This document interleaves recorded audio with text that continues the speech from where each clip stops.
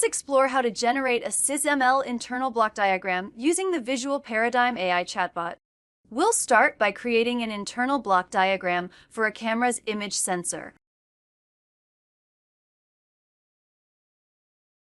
The chatbot generates the diagram, and everything looks good so far. Next, we'll refine it. I'll ask the chatbot to remove the space in the image processor block.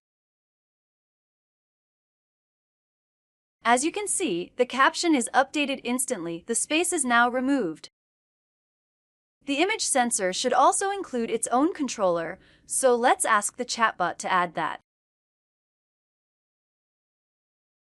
The diagram updates again, and now the structure looks complete.